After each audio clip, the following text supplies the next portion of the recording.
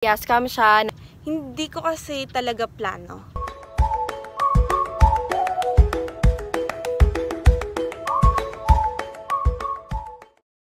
Hi guys! Welcome back to my vlog. So, for today, we are here at Mount Tapias View. Kasi ayan yung cross. So, ayan, wait lang. Ayan yung cross. And for today, I would be answering some of your cyberbacker questions while I'm here. Ayun, it's been a long time, but I wanted to take this opportunity kasi lalang my heart is so full again of the recent events. So, it was my birthday yesterday and extend ako ng client ko ng time off. So, now, I will be answering some of your questions. So, ayan. I'm with Thea. Say hi. Ayun. So, this would be siguro a very casual vlog lang. Naalala ko, minessage ko si Thea kasi may nag-chat sa akin na parang scam daw yung... Tama ba? Yun ba? Scam yung cyberbacker. Parang ganon, na parang... Yeah, scam siya, na para lang siyang Indeed. So, eto, i-explain ko kung hindi pa clear sa lahat ano yung kakaimahan ng cyberbacker. So, it's basically a company. In-explain ko naman yun sa mga previous videos ko. I think the first one. Na it's a company which outsources. Ewan ko, tama yung term. Tama yung term na outsources. Basically, kumukuha sila ng mga great talents to be paired with clients. And ayun nga, pinapag-take ng mga assessment para i-prepare sila. So, talagang i-pairing yung company yun. At dahil ko rin sinasabi na dasal-dasal kasi hindi talaga, alam mo yun, parang once in, ang hirap na makahanap ng perfect match na client for you. Kasi nga, mahirap mag-work nang hindi kayo magkakaintindihan ng client. So, basically, gano'n. Hinahanapan kayo ng client na nagmamatch sa personality nyo. So, kung wala pang match sa inyo, that would be the reason siguro kung ba't di pa kayo pumapasa. Kasi I think yun naman yung sinasabi sa email. Wala pang nagmamatch sa personality mo sa current roster of clients that we have. And then next, I'll be answering another question. Ina-ask if paano ko daw napagsasabay ang work, study, gala, at tulog. Tulog. Ang tanong, may tulog ba tayo? Meron naman. Meron mga 3 hours. Sa case mo muna. Yeah, sa case ko kasi, guys, currently I'm a 4th year graduating student. So, hindi naman sobrang mabigat yung load. So, ilang hours lang yung school ko a day. So, kaya kahit talagang mag-work. If ever lang na may mga exam, may mga need na paper, syempre, you have to sacrifice. Ganun talaga para sa pangarap. Pag weekdays talaga, parang 4 hours, ganun lang yung sleep ko. And then, babawi na lang sa weekend. Pero pag may chance na makatulog, yun, tutulog ako ng mahaba. And, ayun, I also do time blocking. So, siguro lagi ko dito yung picture kung ano yung time blocking. I'm using Google Calendar to time block everything to force myself na ito yung need ko gawin. Like, this hour is allotted for work. This hour is allotted for study, for myself. So, I also make sure na nagtatry din ako mag-workout ng very slight. Kasi need yun ng katawan natin para, you know, karoon tayo ng energy and happy hormones. Ayun lang, ikaw, paano mo nababalance?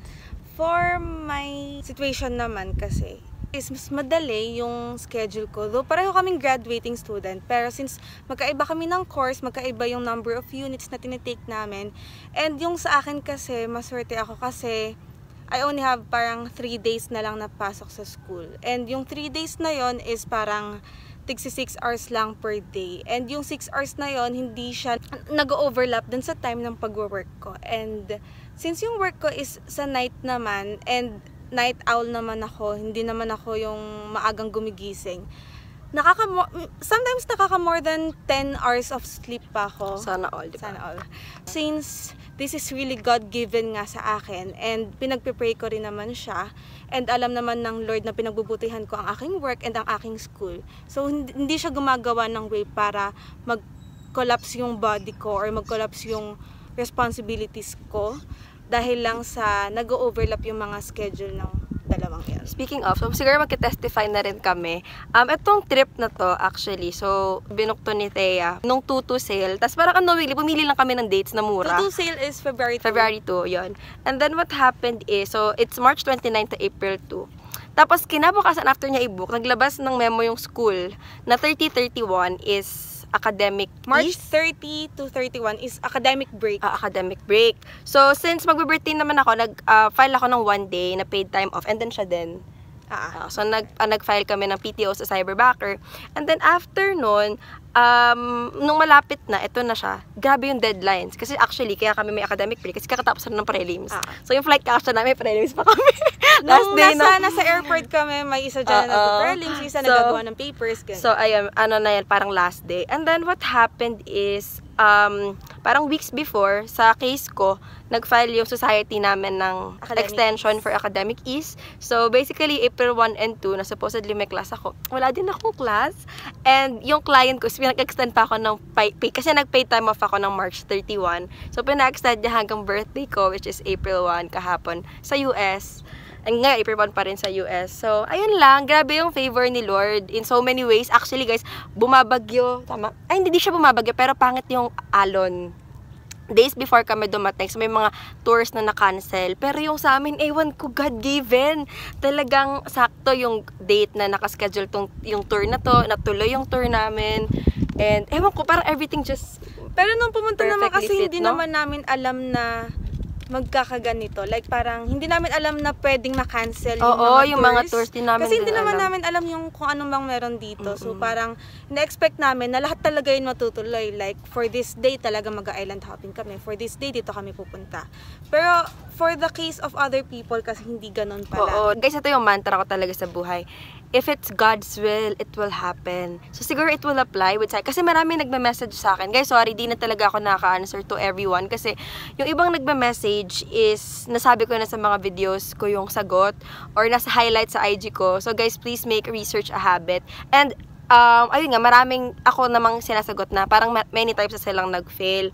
I've heard one cyberbacker in one of our sessions with the company. Sabi niya, he also failed. Sorry, nakalimutan ko yung name niya, but if mapapanood mo to, please comment down below. Sabi niya is, he failed many times applying as a cyberbacker. But what he did, he researched about the company and he changed his mindset.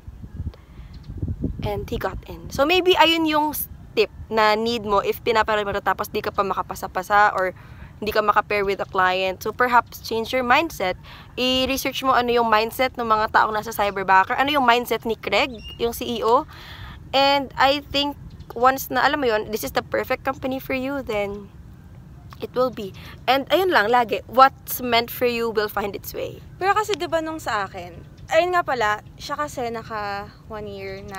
Naka 1 year and more than 1 year na ako. Ako naman is mag 1 year and 2 months na ako. Ako 1 year and 4 months. So parang dun sa 1 year na yon na nandun ako sa client ko, lagi ko naaalala yung date na nag-apply ako for cyberbacker.